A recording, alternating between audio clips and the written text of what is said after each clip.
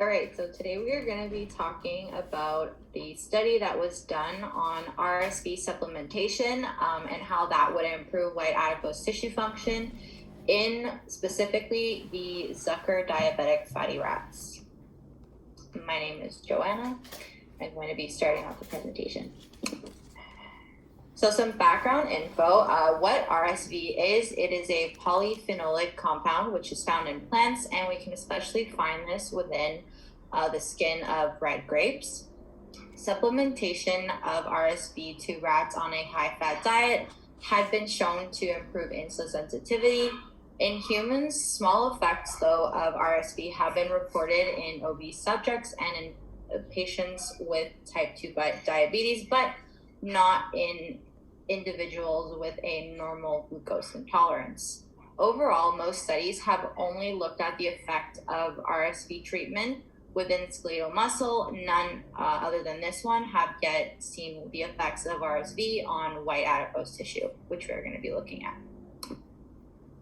So the objective of this study was to determine the effects of how RSV supplementation would look on mitochondrial biogenesis, GNG, and adipokine secretion within, again, white adipose tissue, but specifically from the ZDF rats. It was also important to determine whether or not RSV would directly affect the white adipose tissue. So the hypothesis from this study was that RSV supplementation in RDF rats would induce mitochondrial biogenesis, which would then be associated to bunch of other things happening to then be the overall goal of preventing insulin resistance. So moving on to the methods portion, what they used was the ZDF rat model. So what this included were ZDF rats of a male species that were 4 weeks old, weighing around 100 grams. So some benefits of using this model to test this was at 6 weeks, these rats were already predisposed to insulin resistance, but around the 12-week mark, they would naturally be exposed to type 2 diabetes. So around the 5 to 11 week mark, they would use this time being for an examination of the RSV supplementation as to potentially delay the effect of the type 2 diabetes, as well as analyze the development of it if it did occur around the 12-week mark. Continuing, it was in a vivo 6-week protocol where each of the rats were individually caged in wired bottom cages and were placed in a climate-controlled environment.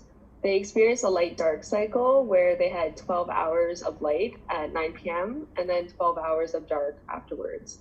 For the 10 days, they weren't exposed to anything. They were just getting used to the climate-controlled environment and just getting used to the space there.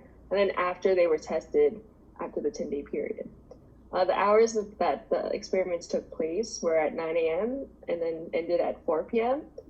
They realized that the dose is unlikely to only be attained by diet alone. So they followed the guidelines from the Canadian Council, as well as they were approved by the University of Guelph Animal Care to continue this protocol. So both of the groups started off with the same genetic characteristics as were described in the previous slide. So they were all males and 4 weeks old and 100 grams as they came in. So we split up the groups into a control and an experimental group, the researchers did. The control group was provided with a standard diet with powdered chow. And they were allowed to drink and eat whenever they wanted, so ad libitum.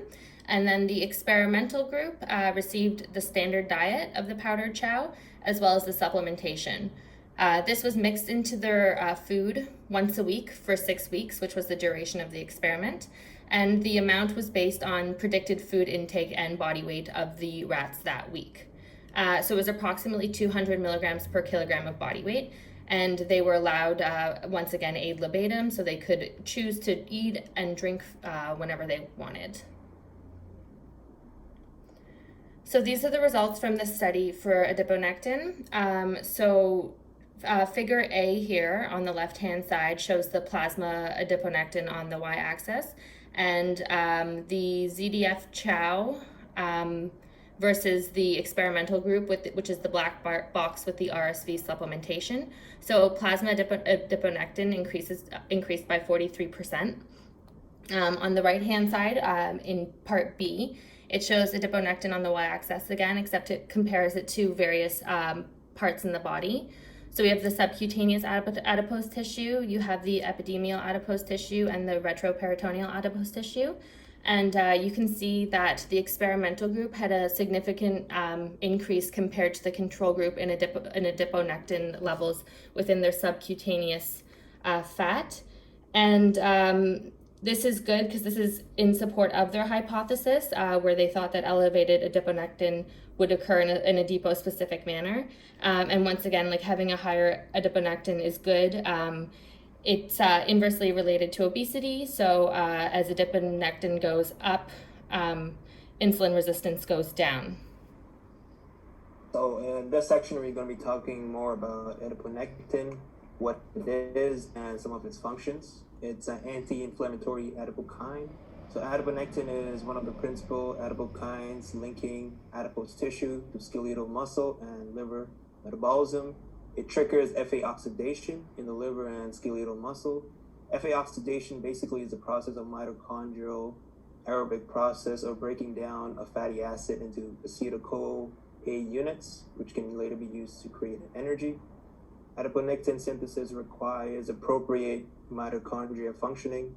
It increases in adiponectin release and synthesis and are linked to improvements in mitochondrial biogenesis. Mitochondrial biogenesis is the process by which cell increases in mitochondrial mass.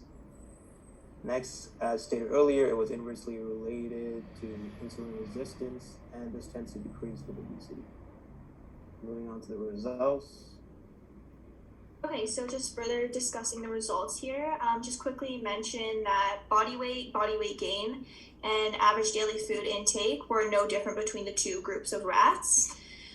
So what we have glyceroneogenesis, which is the metabolic pathway that synthesizes glycerol 3-phosphate or triglyceride from sources other than glucose.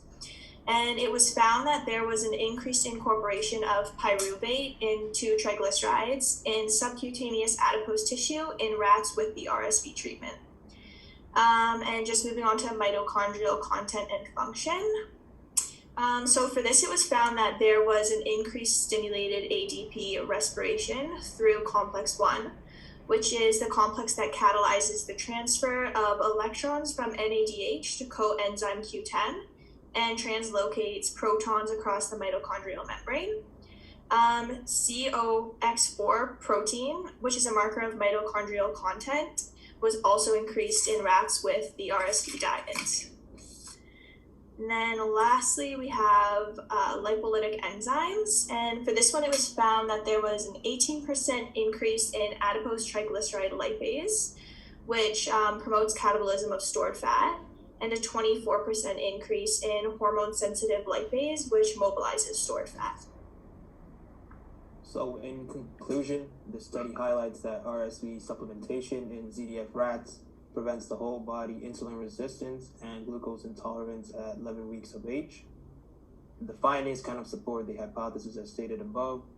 RSV-fed rats, rodents showed increased signs of mitochondrial respiration, enhanced GNG. GNG is glyconeogenesis, and elevated adiponectin secretion. Changes in adipose tissue metabolism regarding RSV had the same effects as TDZs. TDZs basically decrease insulin levels. They act as insulin sensitizers and enhance glucose uptake by insulin-sensitive tissues. Therefore, RSV can be used as another source to lower doses of TDS can be prescribed. So future directions. So the author's thoughts. Research needed to analyze how RSV and medications that are insulin sensitizing interact with each other. Some of our thoughts, long-term effects of RSV supplementation and how it changes/compares with an exercise intervention is needed. Any questions?